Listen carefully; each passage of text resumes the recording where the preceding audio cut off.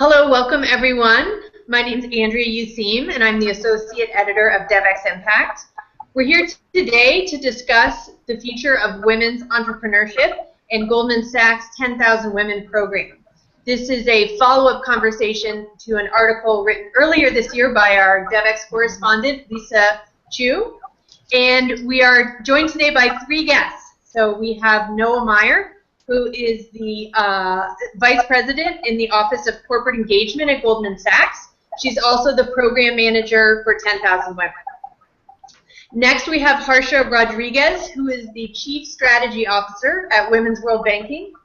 And finally, Jeri Eckhardt Queenan, who is a partner at the Bridgespan Group in Boston, and she leads the Global Development Team. So welcome, everyone. And I'm going to turn the conversation over to Lisa. Great. Thanks for joining us, everyone. Noa, my first question is for you. 10,000 Women really broke ground in its scope and financial backing. Sorry. Yeah.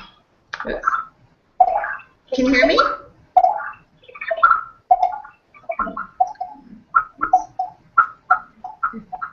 Is it? Everything not quite fine. Yeah. Okay, sorry. Let's start again. 10,000 Women really broke ground in its financial backing. And now that the five-year commitment is close, Noa, could you share with us some of the challenges that your group has overcome and any lessons that you've learned?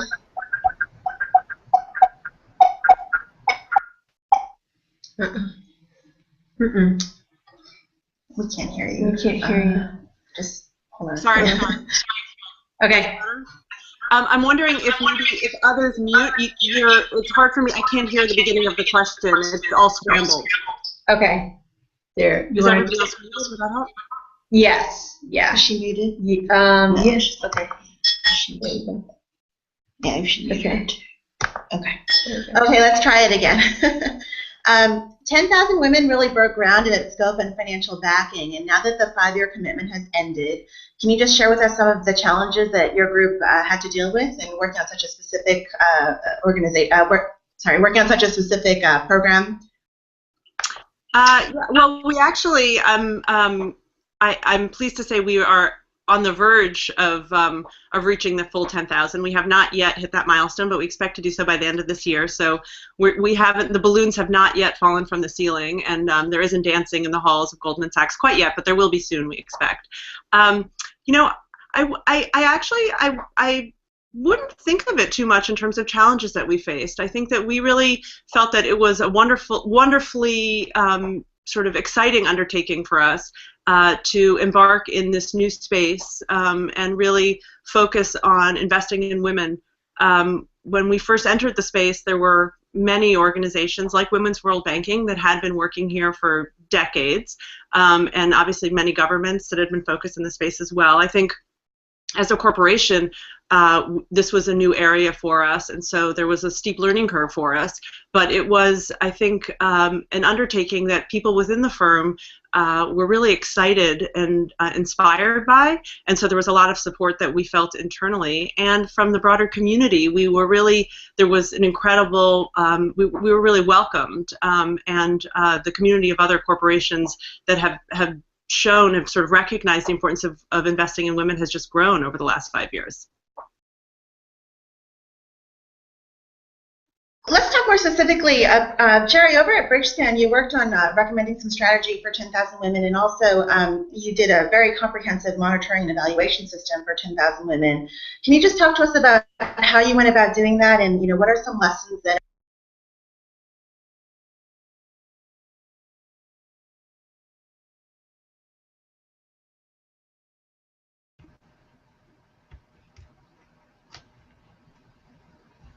So I can't hear you. There we go. Let me try again. Yeah. Okay, I can hear you now. Yes. Okay. I'm just going to ask the question again. Do you need me to ask the question again? Oh, I can't hear. Oh. Is it? No, she's there. That's muted. Okay. Jeri? Jeri? Andrea, you had muted me. Okay, sorry. Okay, I think we're back. Okay. Do you need me to repeat the question? You just want lessons learned? Well, yeah, and also especially specifically the monitoring and evaluation. Yeah. Yes. So Goldman Sachs decided very early on that they wanted to invest deeply in measuring results of the program. And as a result, we put together what we call a performance measurement system. So we were tracking the ultimate outcomes that they were looking for, and also data along the whole theory of change.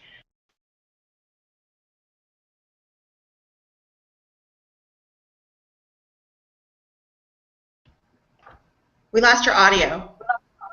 Okay. Yeah, I was muted again, but I hadn't touched it. Yeah, neither did we. Okay, do you want me to start again? Yes. Yes, okay. So from the very beginning, Goldman Sachs was very dedicated to the idea of measuring results of 10,000 women. And as a result, we helped them design what we call a performance measurement system. So what this means is that they were continuously collecting data on the ultimate outcomes that they were holding themselves responsible for, but also data along the entire theory of change. So data about the beneficiaries they were serving, about the services that they were receiving, about intermediate outcomes like changes in business practices, and then the ultimate outcomes of revenue growth and job growth.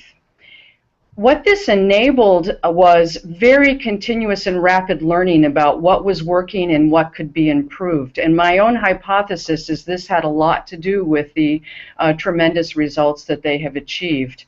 A couple of the things that we learned were not only the importance and the value of doing that kind of performance measurement system, but also the importance of creating a culture of measurement, which Noa herself very much led and invested deeply in, using this data to make real-time decisions. We also learned about the importance of investing in a group of data collectors and measurement people at the local level. So Goldman Sachs hired people to work with their partners to collect the data, to verify the data, to input the data. We also learned how important it was to make sure that this measurement system benefited all those who participated. The women themselves get reports. The partners are able to access this data on their own programs. So everyone who was involved benefited from the creation of this measurement and evaluation system. And I think that was a really important lesson for Bridgespan. This question is for both Noa and Jeri. Okay. So you talked about investing in that sort of technology and monitoring and evaluation. How important is it to spend money on technology, and how do you convince funders to invest in something that's seemingly, a secondary expense as opposed to programming? Jeri, you want to take that first? 1 second, Jeri. Okay, Jeri, go ahead.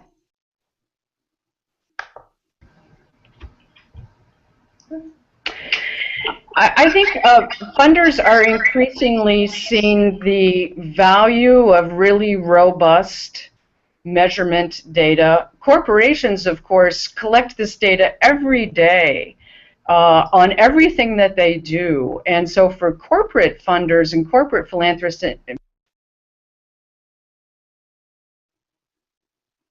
Lost you again. Jeri, I'm so sorry. It cut out right in the middle. I'm not sure why. Do you mind just taking it from the top there? Yeah. So I'll just tell you. What's happening is the mute microphone just keeps going on by itself. I'm not sure why that is. I'm not sure why either. Okay. Well, it's off now. Okay. All right.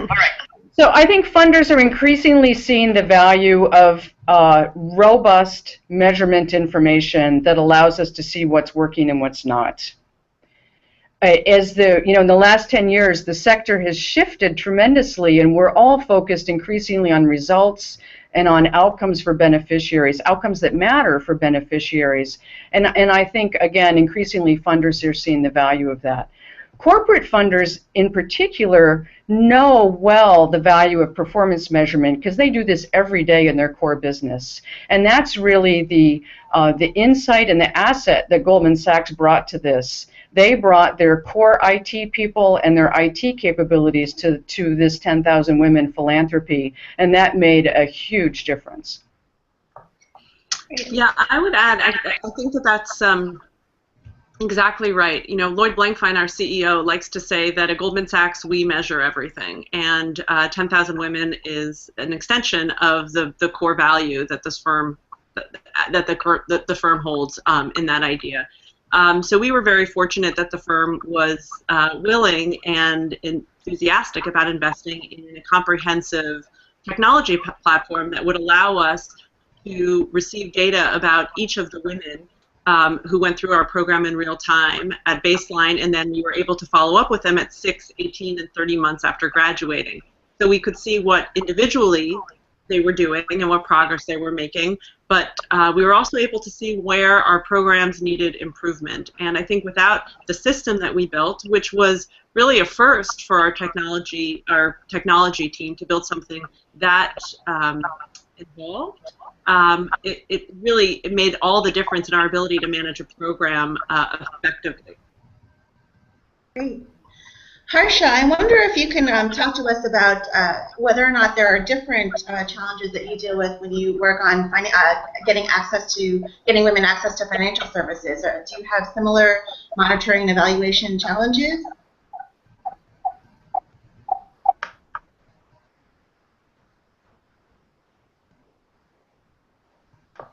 Harsha, you seem to be muted. Can you unmute, Harsha? Can you hear me now? Yes. There you go. Go ahead. So at Women's World Banking, we've been working with microfinance institutions and commercial banks to provide unbanked and underbanked women access to financial services. And your question is specifically about monitoring and evaluation as it results to this client base? Do you feel that you have, are your issues similar to what Jeri and Noah spoke of, or since you deal working with financial services, do you have different metrics that you have to meet for monitoring and evaluating what you do? Yeah, I mean, monitoring and evaluation is a big piece of our work, working in the nonprofit world. I mean, this is something that we need to be very smart on to be able to show the impact of our work to get support, not just from funders, but also providing and, showing the evidence to commercial banks as they're becoming more interested in this space in terms of what the value is, what the business case is in serving the low-income segment, and in our case, especially the unbanked and underbanked women.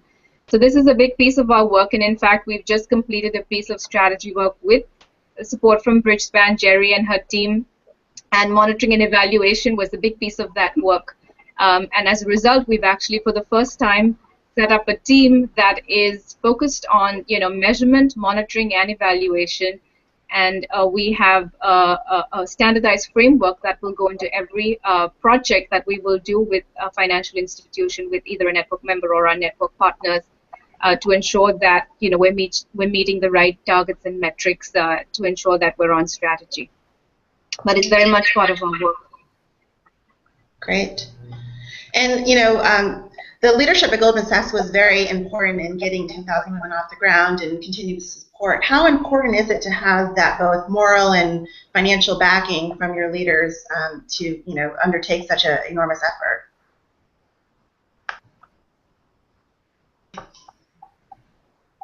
Sorry, who is that question for?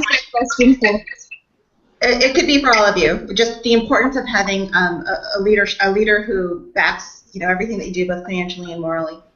I'll go first. I think it's essential. I think that the ability for 10,000 women to have taken root within the firm as strongly as it has really began with the leadership of Lloyd Blankfein, our CEO, Gary Cohn, our president, John Rogers, who is the chief of staff of the firm, and the board of directors. I think the recognition of the importance of making such a significant investment and not just sort of paying lip service to it, but continuously showcasing the value of the investment, the impact of the investment, visiting the women, integrating it into the very fabric of the firm, and using it, holding it up as the embodiment of the culture and the values of the place. In fact, 10,000 Women, its success and its integration into the firm gave birth to a domestic program, 10,000 Small Businesses, here in the U.S. and in the UK. So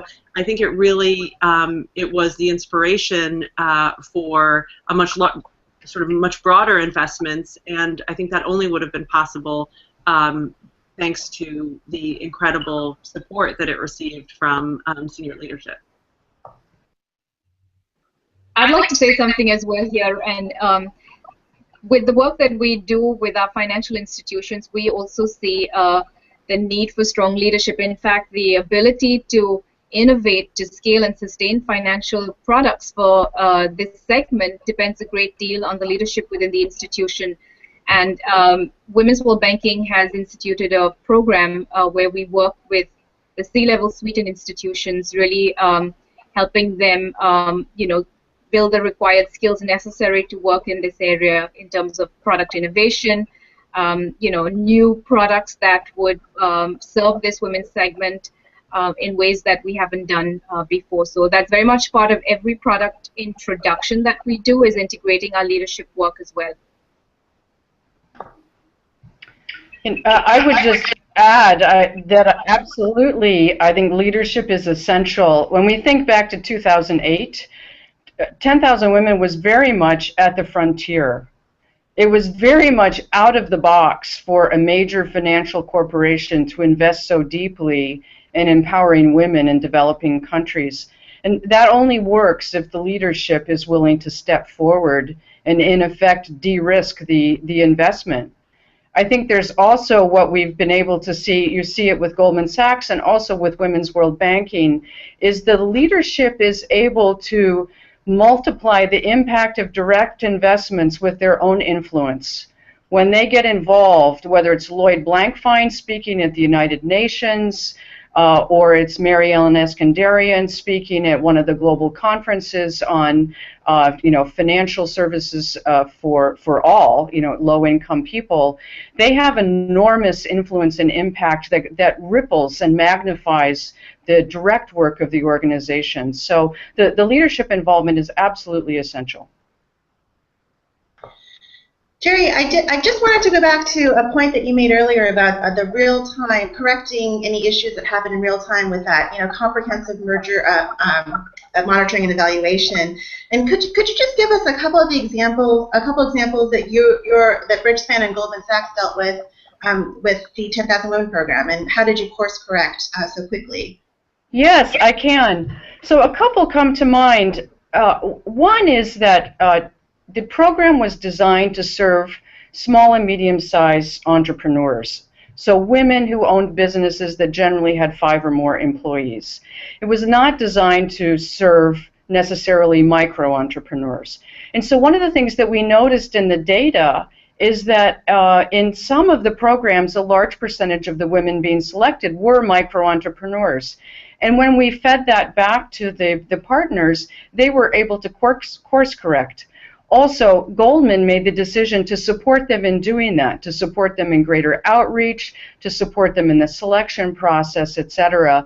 And within a fairly short period of time, we saw the numbers shift, so that again, the women that were being selected were aligned with the design of the program, the intended design of the program.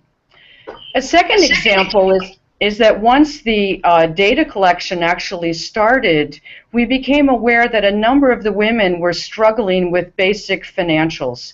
They were struggling to answer questions about their revenues, their profitability, etc. And so we shared that information with the partners. They then redesigned the curriculum, went and strengthened the curriculum around teaching financial statements, teaching financial skills, and then in fact we saw that the financial skills of the women were improved. So that to me is a magnificent example of where the measurement actually helps improve the program itself. It's not measurement is at the tail end of everything you do. It's actually integrated into the program and strengthens the program in real time. A third example would be around access to capital. So although this is not a direct part of 10,000 Women, or at least wasn't initially, Goldman Sachs started learning through the measurement collection that women were having trouble accessing finance after they left the program. And so Noa has done an enormous amount of work on this topic that I'll let her talk about. But again, the learning came through the M&E. Noa, do you want to talk about that? I think Jeri's right. One of the hurdles that we've seen for the women who have graduated from our program, but it won't come as a surprise to anybody who works with SMEs, men or women-owned, is that accessing capital anywhere in the world, but especially in developing countries or emerging markets, is an ongoing challenge. And for women, it's even more complicated for a whole host of reasons. And we've been spending a lot of time trying to unpack what those reasons are and really sort of thinking about where there might be some innovative solutions. Harsha, Women's World Banking has worked with Goldman Sachs in developing a program in Nigeria that goes beyond just educating women. I don't know if you want to talk about the importance of getting access to financial services in addition to education. Sure. In 2010, Goldman Sachs had approached Women's World Banking about their program in Nigeria.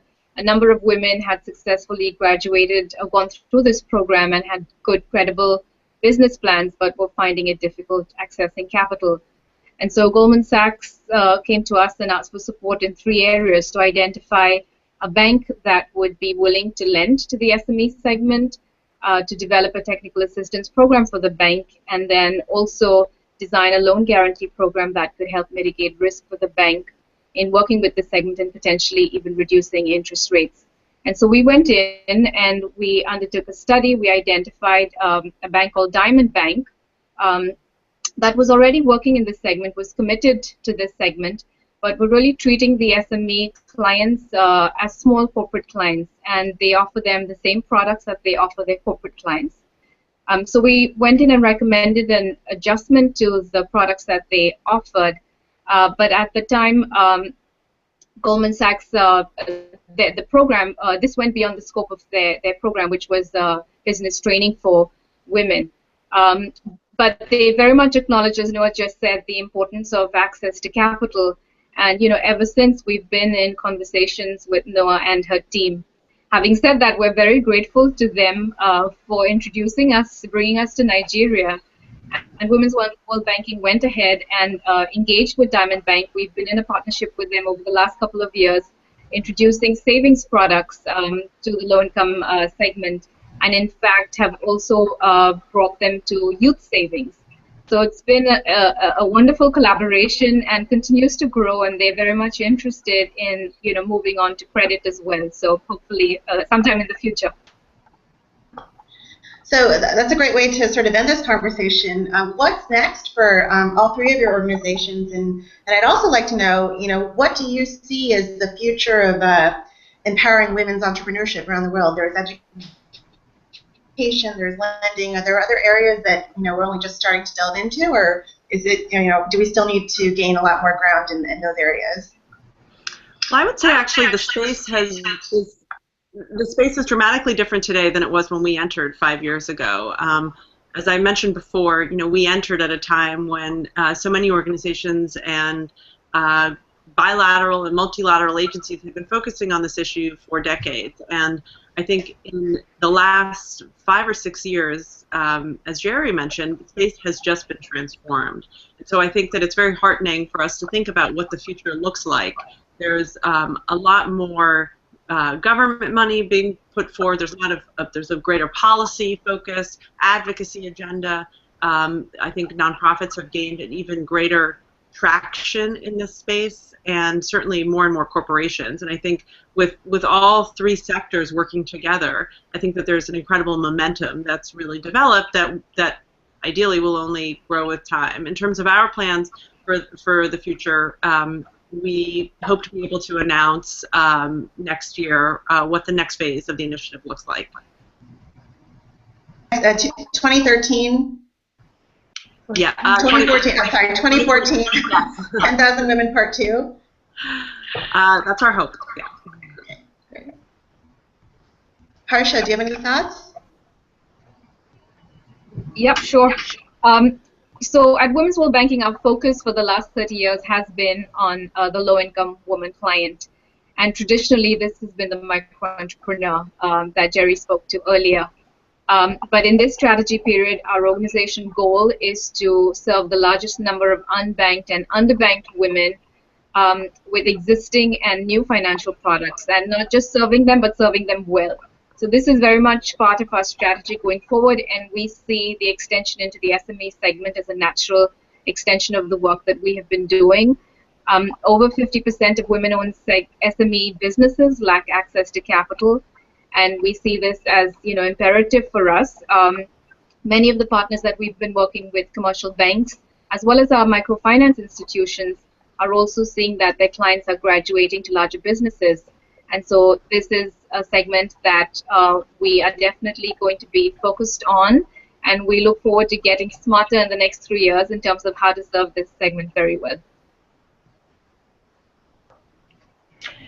So Noah referred to what I call tri-sector collaborations, and in fact you now see this in the women's economic empowerment space with stakeholders from all three sectors actively involved. So Bridgespan is very involved in these tri-sector collaborations in other areas as well, in education, in nutrition, in public health, all within global development. We work in India, in China, in sub-Saharan Africa. Last week I was in Haiti. Next week I'll be in India. And personally, I think that this is one of the very exciting frontiers, is creating platforms that work across sectors and really harness the distinctive assets and skills of corporations and governments and civil society. Great. Well, thank you all so much.